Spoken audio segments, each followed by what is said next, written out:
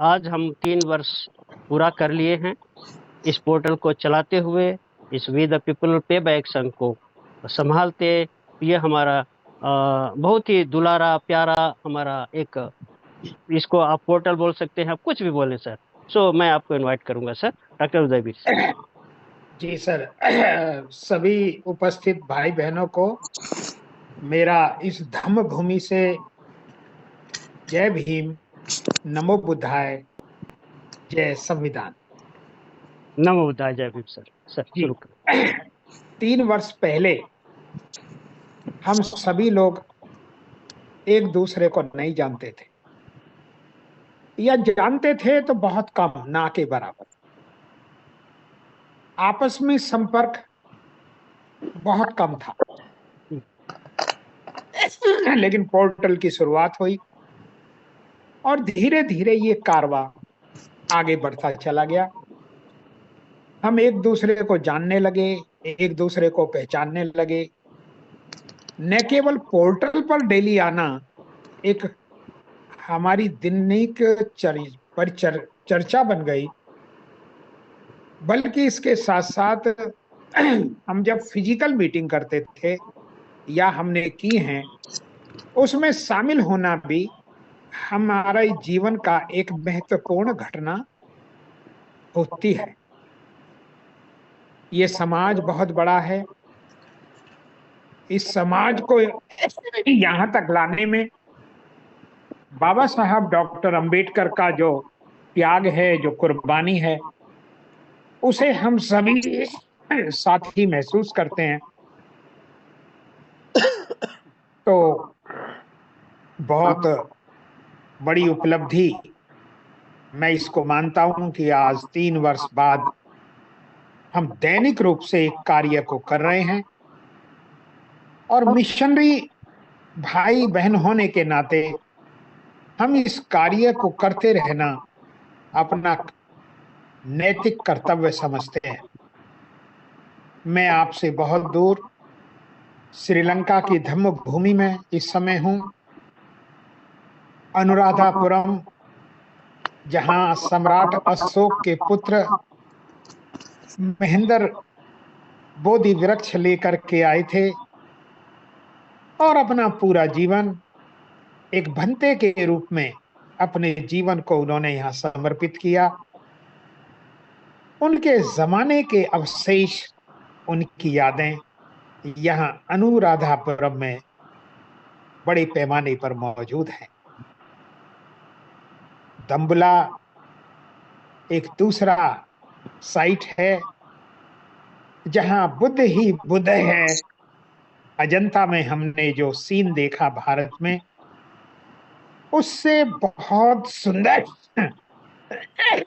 अजंता एलोरा की गुफाओं से भी बहुत सुंदर मूर्तियां, बड़ी विशालकाय मूर्तियां यहाँ पर्वतीय श्रृंखला को काट करके बनाई गई हैं। 2 रात अनुराधापुरम में रुकने के बाद फिर पोलो नुआ, जो अनुराधापुरम में जब अटैक हुए, आक्रमण हुए, जो साउथ का चोल साम्राज्य था, जो हिंदूवादी मानसिकता के लोग थे, उन्होंने अनुराधापुरम पर अटैक किया और वो राजधानी को बदल के दूसरी राजधानी पोलो नुआ को बनाया गया। वहां राजा के महल, उस जमाने की सारी व्यवस्थाएं आज भी पूरे पोलो नुआ क्षेत्र में मौजूद है। एक जानकारी ये देते हुए कि उसमें विदेशी लोगों का पर हेड एंट्री टिकट 9,000 रुपए है। एक व्यक्ति को वहां 9,000 रुपए का टिकट लगता है, जो भारतीय करेंसी में लगभग 3,000 है। अनुराधापुरम में भी 2,000, 1,000 रुपए के टिकट लगते हैं यहाँ, क्योंकि श्रीलंका एक टूरिस्ट कंट्री है और टूरिज्म ही उसकी आमदनी का एक स्रोत है, और उसी से वो अपने देश में सारी व्यवस्था को चलाते हैं। तो यहाँ जब उसकी महत्व को हम देखते हैं तो वो पैसा खर्च करना भारत के लिए 50% हो जाता है। कहीं कहीं पर भारत के लिए 50% की छूट है। 2 दिन अनुराधापुरम में रुकने के बाद, पोलो नोवा में रुकने के बाद, एक रात हमने कैंडी में बिताई, जहां भगवान बुद्ध का दांत रखा है। भीड़ ज्यादा होती है तो दांत के दर्शन तो नहीं हो पाते, लेकिन जो लाखों की भीड़ वहां देखने को मिलती है, उनकी श्रद्धा को शब्दों में व्यक्त नहीं किया जा सकता। तो ये जो 3 शहर हैं, ये बुद्ध के धम्म को सड़कों पर, गलियों में आपको चारों तरफ बुद्ध ही बुद्ध देखने को मिलता है। उसके बाद यहाँ एक हिल स्टेशन है, नुआरा एला, जिसकी हाइट मसूरी के बराबर है। वो अंग्रेजों का बसाया हुआ एक कस्बा है। एक रात वहां रुके और आज जो गले है, बिल्कुल दक्षिण में एक कस्बा है जिसे पुर्तगालियों ने बसाया है, डच कम्युनिटी ने बसाया है। उसका किला देखने के बाद कल हम सुबह दिल्ली के लिए रवाना हो जाएंगे। तो ये जो भारत का धम्म जो भारत में पैदा हुआ, उसको श्रीलंका ने किस तरीके से उसकी परवरिश की है। यहाँ लगभग प्रत्येक घर से किसी ना किसी बच्चे को भिक्षु के रूप में अपना जीवन बिताना होता है।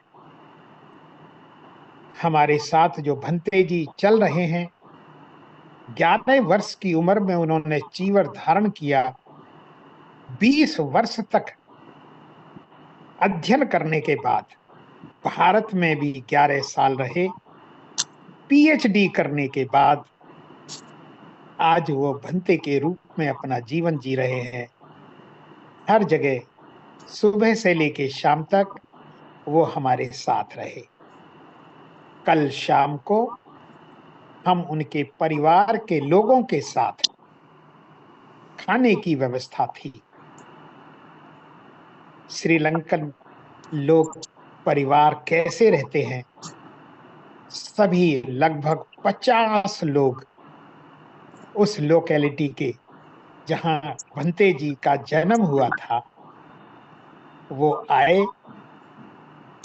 रोटियां बनानी यहाँ नहीं आती थी, हमें अलाउ किया गया। आटा साथ लेके आए, चकला बेलन साथ लेके आए, और हमारे साथ जो बहनें थी उन्होंने रोटियां सेक करके उसका वीडियो फिल्म भी श्रीलंका के भाई बहनों ने बनाए। रात में हमने सिंगली गाने सुने, सिंगली भाइयों का डांस देखा, और हमारे साथ जो भाई बहन आए थे उन्होंने भी बुद्ध के और बाबा साहब से संबंधित गीतों का वहां एक बहुत शानदार सीन देखने को मिला। डांस भी हमारी बहनों ने, भाइयों ने वहां पर किया।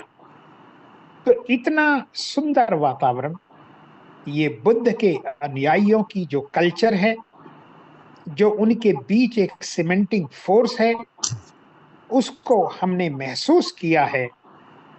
और वही बुद्ध का रतन डॉक्टर अंबेडकर के रूप में भारत में पनप रहा है। हमें स्वयं कितना हम योगदान दे सकते हैं, हमारी क्या सीमाएं हैं, इसे हमें स्वयं को ही निर्धारित करना पड़ेगा। भारत में मुझे ऐसा लगता है कि बुद्ध के धम्म को तो लगभग खो ही दिया है। अंबेडकरवाद है, बाबा साहब के अनुयायियों की एक बहुत बड़ी संख्या है।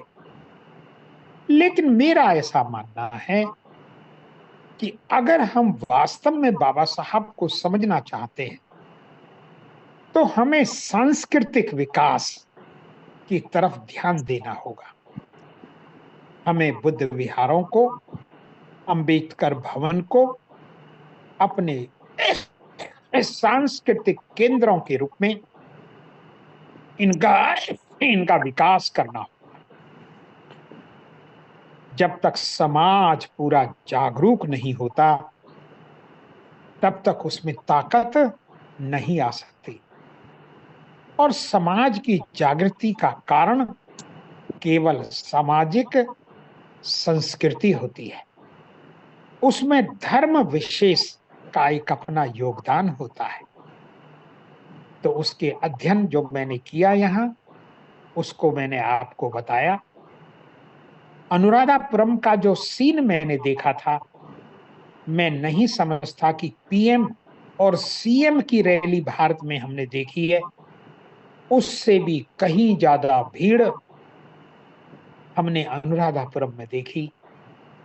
2 करोड़ 22 लाख का यह देश, भारत के सामने बहुत छोटा सा देश, और वहां पर लाखों लोग धर्म स्थल पर इकट्ठा होते हैं, सफेद ड्रेस में इकट्ठा होते हैं, बड़े अनुशासनबद्ध तरीके से इकट्ठा होते हैं। यह उनकी महान संस्कृति ही इस बात का संकेत है कि उनके विकास को दुनिया की कोई ताकत रोक नहीं पाएगी। जबकि भारत इस बारे में अभी बहुत पीछे है।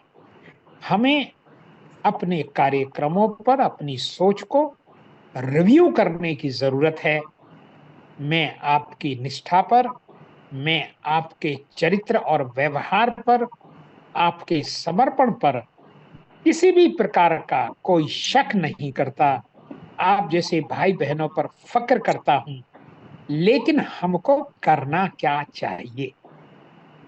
जब तक हम इसको पूरी तरह कंसेप्ट क्लियर करके नियमित रूप से काम नहीं करेंगे, तब तक हम अपने लक्ष्य की पूर्ति शायद नहीं कर पाएंगे।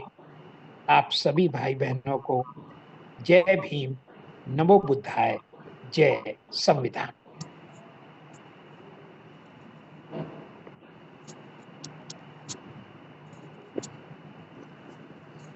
हेलो जी सर, जय भीम, नमो बुद्धाय। Engineer sir, doctor Ashok Kulkarni sir, आपका हैंड रेज है सर, आप सदर मंत्री। मेरे ख्याल से राजवीर पुनिया का पहले हैंड रेज है, उनको लीजिए। अच्छा, मैंने देख ली, सॉरी सर जी। राजवीर पुनिया सर, आपका हैंड रेज है, आप प्लीज आएंगे, अपनी बात रखिए। राजवीर पुनिया सर, आपका स्वागत है सर।